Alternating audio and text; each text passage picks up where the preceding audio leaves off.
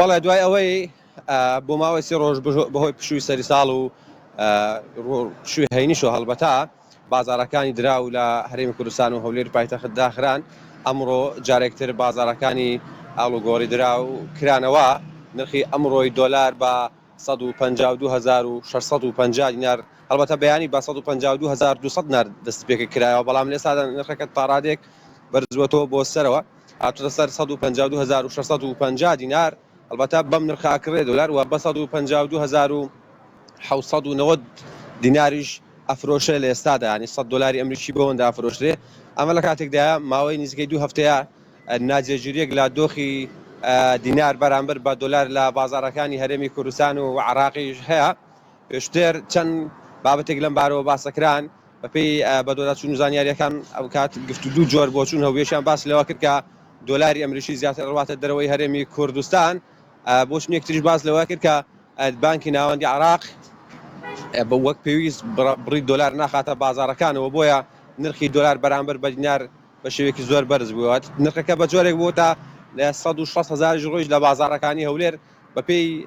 بازار و شوێنەکانی تریش لە ناوچەکانی هەرێمی کوردستاندا 159750 ڕۆژ لە هەندێک شوێن ئەم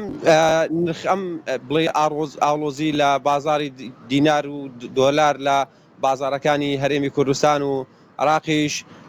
بەپێی وتەی محەممەد شیاع سوودانی هەروەها پارێزگاری بانکی ناوەندی عراق و بەشێک لە پەرلەمانتارانیش ئەمە بابەتێکی کاتیە پێچێت دوای سەری ساڵ ینی دوای چەند ڕۆژی داهاتوو ئەلبەتە ئەمە دۆخە ئاسایە بێتەوە بۆ پێیکە لە بودجەی عراقدا 100 دلاری ئەمریکی با 145000 دینار جێجێ کرا بۆیە لەم دۆخەیە هەم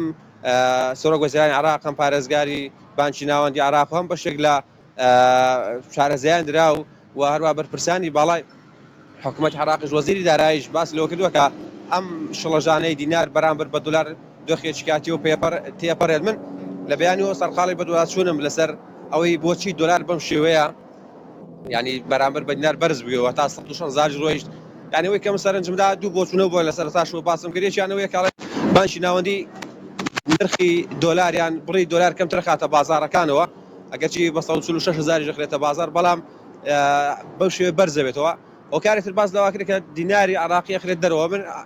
بەشێک لە ساودرانی دارای باز لەواکەم بلۆکی تومە زۆر لە بازارەکانی هەرێمی کوردستان و بەتایبەت عراقی زۆر زیاد و بلۆکی تومە 100 میلیۆن یان تومەنەکە ئەمە پێشتر نەبوو ینی ئەم 100 میلیۆن تومەنە پێشتر بەو شێوەیە لە بازارەکانە نەبوو بەڵام ئێستا بە شێوەیەکی زۆر لە بازارەکانی عراق بە هەستی پێکرێ جاروباریش لە بازارەکانی هەرێمی کوردستان بلۆشی تومەن زۆرە ینی بۆیە بەشێک لە چاودێرانی دارایی پێیان وایە هۆکاری بەرزبوونەوەی نرخی دۆلار بەرامبەر بە دینار کەمی دۆلارە لە بازارەکانی عراق و چوونە دەرەوەی دۆلارە بۆ وڵاتانی دراوسێ بۆیە بەم شێوەیە ینی بەرز بۆ نرخەوە نمونەشیانەوەیان بەڵگایشیانەوەڵێن پێشتر بەم شێوەیە بلۆکی تومەن لە بازارەکان نەبوو بەڵام ئێستا هەم لە بازارەکانی هەولێر لە بازارەکانی سلەیمانی لە بازارەکان بە شێوەیەکی کەم بەڵام لە بازارەکانی خواردناوەڕاستی عراق بە شێوەیەکی زۆر بلۆکی تومەن هەیە بلۆکی تومەن ینی 100 میلیۆن تومەن بە یەک بلۆک حساب بکرێت لە بازاری ئارگۆل دراوە بۆیە ینی یەک شەدەی گەورە بلۆک ئەخرێتە ناو بازارەکانەوە بەم شێوەیە چاودێرانی دارایی گومانیان لەسەرەوە هەیە هۆکارەکەی ئەوەیە کە دۆلار ڕۆیشتە دەرەوەی هەرێمی کوردستان بۆیە بەم شێوە نرخەکەی بەرزبووەوە ئەوانوێترین زانیاری بوو لەبارەی نرخی دۆلار و لەو دۆخۆی کە ئێمە قسەکەین لە سەرەتای ڕاستەوخۆکە تا ئەو دقەیە نزیکەی 50 دیناری تریش نرخی دۆلار ینی ئاڵوگۆڕی بەسەرداهات و ئێستا بۆ تا 152790 دینار ینی 100 دلاری ئەمریکی بەوەندا بە 152790 دینار بە هاوڵاتیانە فرۆشرێ و ئەگەر بتێوێ چی 100 دلار بگۆڕیتەوە ینی بفرۆشیت ئەوان بە 152700 دینار لێتەکردن لەو خولەکەی کە ئێمە قسەی تیاکەین و پێچێت نرخەکەش بۆ ڕێژەیەکتر ینی لە نووسنگیان لە شوێن بۆ شوێنیش فەرقی ئەسعار لە تەنیش ئێرە نرخی دۆلار ئەوان بە 152800 دینار ئەیکڕن و بە 152700 تیش ئەیفرۆشنەوە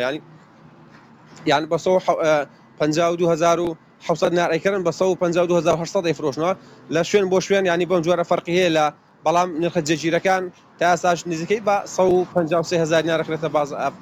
بە هاوڵاتیان فرۆشتە بە شێوەیەکی گشتی.